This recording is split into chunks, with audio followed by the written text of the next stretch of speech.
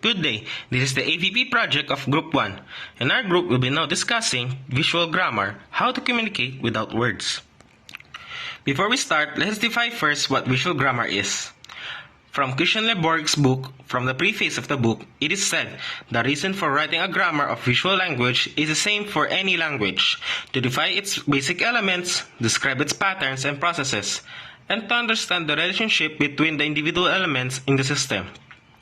Visual language has no formal syntax or semantics, but the visual objects themselves can be classified. A great example of this are road signs. Road signs can portray information towards the ongoers without the use of face-to-face communication and verbal language, but with the use only with the use of visual graphics. So let's now proceed to classifying visual grammar. First, we have objects. These are the basic elements, can be considered abstract or concrete. Next are structures. These are patterns formed from basic elements, can be also either abstract or concrete. Next is activities. The processes we can represent with basic elements and patterns. Lastly, we have relations. The relationship between objects, patterns, and processes. They're the way everything in our design relates to each other and the viewer. So let's first discuss an in-depth discussion of objects. Objects, these are the most basic elements that can be added to any design. Akin to letters, words, shapes, etc., we use objects to express different ideas and concepts. So, objects, just as the definition says, are letters, words, shapes, and anything that we express to deliver ideas and concepts towards the receiver. So, in the classifying visual grammar, it is said that it can be either abstract or concrete. So I'm going to give the stage to the next presenter to discuss what abstract objects and concrete objects are. Proceed to abstract objects. Abstract objects are theoretical or conceptual entities that exist in the realm of ideas rather than in physical reality. They are characterized by their idealized nature and lack of physical presence. Here are some of the examples of abstract objects. First is points. These are positions in space with no dimensions representing a single location in a coordinate system. Second is lines. A series of adjacent points connected together having only one dimension and extending infinitely in both directions. Third is surfaces. Composed of lines arranged in such a way that they form a two-dimensional area perpendicular to their direction. Fourth is volumes. Defined by surface lines and points, volumes represent three-dimensional space without containing any physical matter. Let us now move on to concrete objects. Concrete objects, on the other hand, are tangible entities that can be perceived through our senses and have physical existence. They are bounded by contours and occupy space within those boundaries. Here are some of the examples of concrete objects. First is forms. It is defined by the contours of surface and lines. Forms represent the appearance of shape of an object. Second is size. The physical dimensions of an object perceived relative to the viewer, other forms, and the design format. Lastly is color. It is perceived based on different wavelengths of light within the visual spectrum, adding depth and dimension to concrete objects. Concrete objects also encompasses various shapes, including geometric, organic, or random forms such as circles, with curves, contours, or irregular shapes with defined boundaries. These objects are essential components of our physical world and serve as the basis for our perception and understanding of reality. Good morning, afternoon, and evening to everyone listening.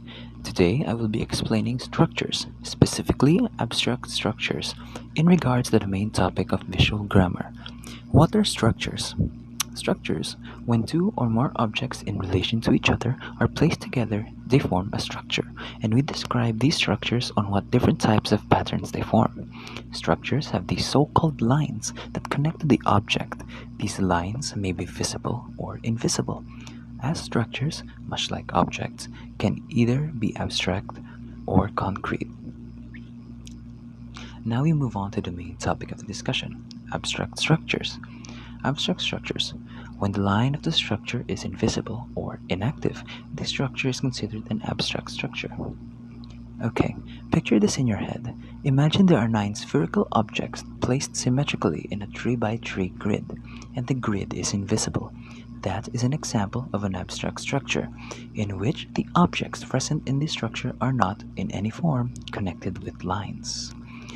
The pictured image is also what we would call a formal structure, as the spherical objects are symmetrical to each other and are properly arranged on the grid. However, formal structures are not the only type of abstract structures that we have. Here are the list of those other types. Informal structures are structures that are lacking regularity in the arrangement of objects. Radiation structures are structures whose objects change in form or size. Radiation structures are structures that radiate from a common center, while spiral structures are an even distribution from a common center. That would be all for my report, and I wish everyone a wonderful day. Thank you and goodbye. We will now proceed to concrete structures. Opposite of abstract structures, they have visible and active lines, as they visibly show the structures. They also do not have to include objects as long as the lines are visible. The structure itself is visible. Take the grid pattern of circles, earlier said in the abstract structures explanation. But this time, the grid itself is visible. So if we take the circles away, the grid is still visible. So we can still see the structure itself. So let's proceed to what concrete objects have. They have form defined by contour of surfaces and lines. This is how things and ideas look. Size. Forms can be large or small structure. They are perceived relative to person viewing. Other forms in composition and format of design. Color. We perceive different wavelengths of light as color. A form can be any color, true, though we are limited to seeing only those colors in visual spectrum specific processes. Let's now proceed. Let's review what structures again. Whenever we place two or more objects in relation to one another, we form structure and variation. We describe these structures by the patterns they form. We must be able to recognize the presence of pattern in order to arrangements to describe structures/specifications. For concrete objects, these include in 3 categories. One is geometric forms. Forms based on mathematical principles with regard to points, lines, planes, and mass. Second is organic forms. Forms based on or created by living organisms. Last is random forms. Forms created through unintentional interactions with nature, reproduction, or involuntary human action. So an example of geometric forms is any form of geometry we found in mathematics. For example, a hexagon, octagon, and the like. An example of organic forms is the patterns inside the sunflower, with the sunflower seeds. And lastly, random forms. So in the description it says involuntary human action. So form is just like climate change, maybe. So that's it for the group 1. Thank you for listening. Have a good day.